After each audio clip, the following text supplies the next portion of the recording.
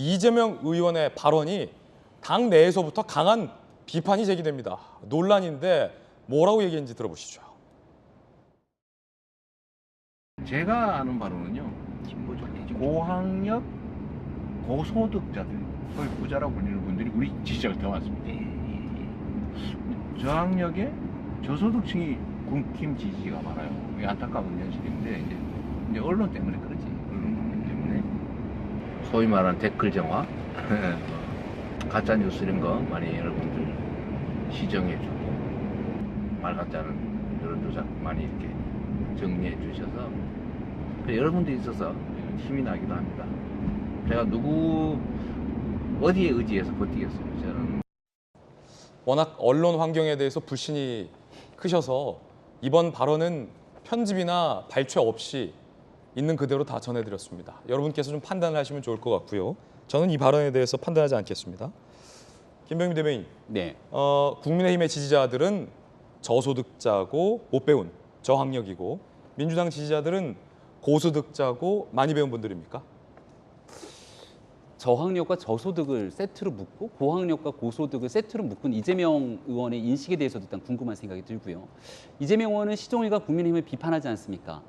그러니까 흔히 말해서 정말 이재명 의원이 굉장히 부정적으로 판단하는 정당을 지지하는 사람들을 경제적으로 어려운 분들이 오히려 그런 정당을 지지하게 된다라고 했던 이 사실상 서민과 약자에 대한 비하 발언 그 이상도 그 이하도 아닌 이재명 의원의 막말 아닙니까? 이재명 의원은 본인에게 불리한 이슈들이 나오게 되면 그 이슈들을 또 뚫고 나가기 위해서 시종일관 엉뚱한 발언들을 쏟아냈던 기억들이 나기도 하는데요. 앞서 얘기했던 뭐 장풍 발언 등에 대한 얘기의 연장선이기도 합니다만은 과거 대통령 선거 후보 시절에는 당시 상대 후보로부터 여배우 스캔들 등에 대한 문제를 제기하니까 바지라도 벗으란 말입니까? 라고 얘기를 해서 당내에서도 문매를 맞았던 적들이 있습니다. 저소득층과 저학력에 있는 사람들이 국민의힘에 지지한다. 이게 또 언론에 있는 언론 문제인 것처럼 언론 탓을 하기도 시작했는데요.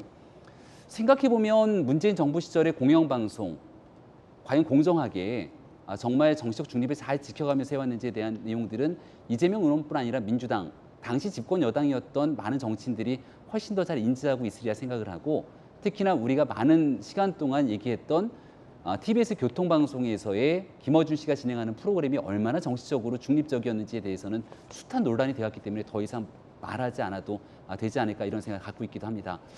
이재명 의원이 얘기하고 있는 상황 속에서 꼭 한마디 좀 짚고 넘어가고 싶은 건요.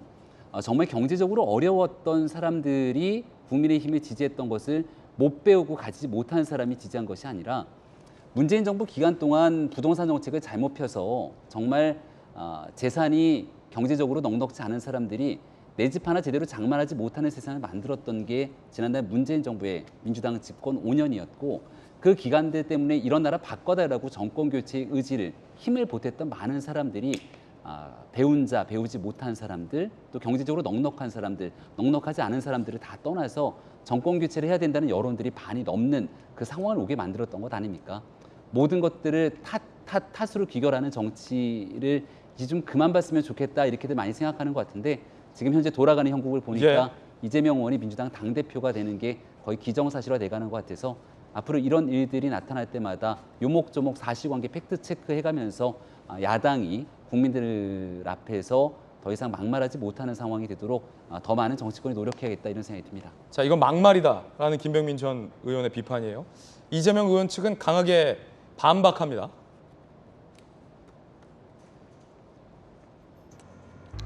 정보를 왜곡 조작하는 일부 언론의 책임이 크다. 지금도 제 발언의 앞뒤를 자르고 왜곡해 공격한다라며 기사 하나를 했는데 월소득 200만 원 미만 10명 중 6명이 윤을 뽑았다. 라는 기사를 올려놨는데 글쎄요, 이 기사가 이재명 의원 발언의 근거가 될 수 있을지 저는 잘 모르겠는데 여러분은 어떠십니까? 월소득 200만 원 미만의 10명 중 6명이 윤 대통령을 뽑았다고? 저소득자와 저학력자가 국민의힘 지지자다라는 논리적인 인과관계가 성립되는지 조금 의문입니다. 당 내에서부터 비판이 나왔습니다. 같은 당권 주자인, 경쟁 주자인 박용진, 강훈식 의원의 이야기입니다. 우리 국민들은 소득이 부족하고 가방끈이 짧으면 언론의 영향을 그냥 일방적으로 받아서 그 프레임에 끌려가는 그야말로 우매한 대중이다 이렇게 규정하는 것 아닙니까? 이재명은 실패하고 언론 탓하고 남 탓하고 국민들 탓하는 겁니까? 그렇게 갈라치기와 혐오하는 정당에 우리가 극복하지 못한 게 지난 대통령 선거의 결과라고 생각하고 뭐 언론을 탓하거나 무엇을 탓하거나 이런 관점을 가지는 것은 잘못된 습성이다. 자, 박용진 의원과 이제 강훈식 의원은 남 탓하지 마라, 잘못된 버릇이다라고 맹비판을 했습니다. 어떻게 들으셨습니까, 김수영 교수님? 이제 이재명 의원이 인용한 그 기사 200만 원 이하의 월급을 받는 사람들의 10명 중 6명이 국민의힘을 찍었다라는 게 이 사람들이 어디 갑자기 우주에서 떨어진 게 아니에요. 이 사람들이 문재인 대통령도 찍었던 사람들이고 이 사람들이 결국 윤석열 대통령도 찍은 사람들이라는 거죠. 그러니까 민주당이 승리할 때는 언론 환경이 제대로 되어 있고 민주당이 패배할 때는 그럼 언론 환경이 제대로 안 되어 있다는 것인지 항상 언론 탓을 하는 것 굉장히 전가의 보도처럼 자신의 모든 잘못은 결국 언론 때문으로 귀결하는 이 정말 매직. 저 정말 부적절하다고 보고요. 그리고 지금 굉장히 사회 불평등에 대한 어떤 근본적인 이해 자체가 없다라고 저는 보여져요.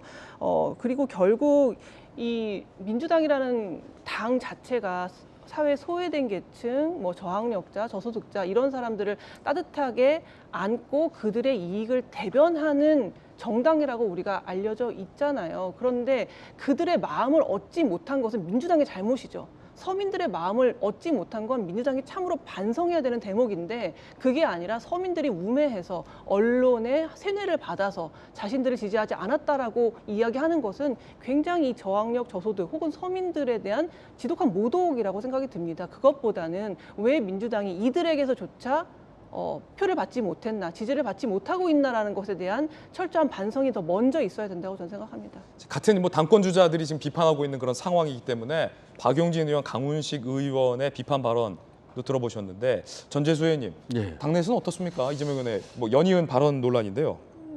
그러니까 제가 조금 전에도 다시 말씀을 드렸듯이 이제 눈빛은 조금 더 따뜻하게, 눈빛은 따뜻하게, 메시지는 조금 더 포용적이고, 포용적으로. 자세와 태도는 더 겸손할 필요가 명언입니다. 있다. 예. 예. 네, 그럴 이제 바람을 가지고 있고요. 글쎄 이게 그 사실은 이 고소득 고학력, 저소득 저학력에 대한 그 이제 저희가 여론조사를 해보게 되면 논쟁이 많습니다. 논쟁이 많다. 네, 그러니까 이재명 의원의 발언은 아마도 저소득 저학력자를 위해서 사실은 민주당의 정책이나 이런 것들이 이분들을 위한 정책들이 굉장히 많은데 왜 이분들이 국민의힘을 지지할까? 이런 이제 논쟁이 이전에도 좀 있기는 했거든요.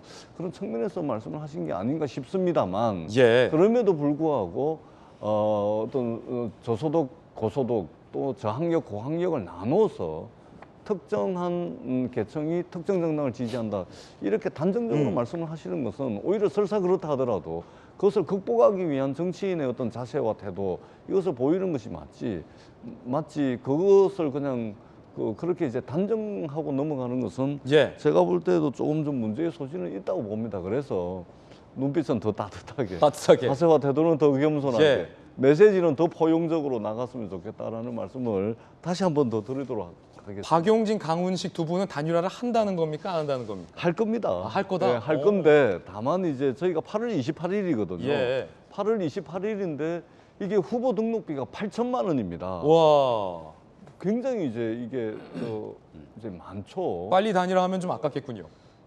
이게 그러니까 이게 두 분 중에 한 분은 접어야 되는데 8천만 원씩 이것도 있고 이 비용적인 측면도 있고 더 중요한 것은 이제 그 국민들께 자신의 어떤 존재와 자신이 주장하는 메시지가 무엇인지를 좀 알려야 될 시간이 필요한 것이죠. 예. 그렇게 충분히 알리고 난 뒤에 말하자면 단일화를 해도 하는 것이 맞지 않을까 그렇게 생각을 합니다. 박용진 의원은 이제 단일화를 하게 되면 단일 후보가 될 가능성이 많기 때문에 하루라도 시간을 더 벌기 위해서 이제 좀 급한 것이고 강훈식 의원 입장에서는 그렇게 급한 것은 없죠. 충분히 알리고 난 뒤에 단일화해도 늦지 않다라는 것이 아마 강훈식 의원의 입장인 것 같습니다. 그러나 8월 28일이 다가오면 다가올수록 단일화에 대한 압박이라든지 그런 이제 것들은 조금 더 좀 세질 겁니다. 그러니까 8월 28일이 다가올수록 단일화의 시기는 조금 더 앞당겨질 수 있을 거다.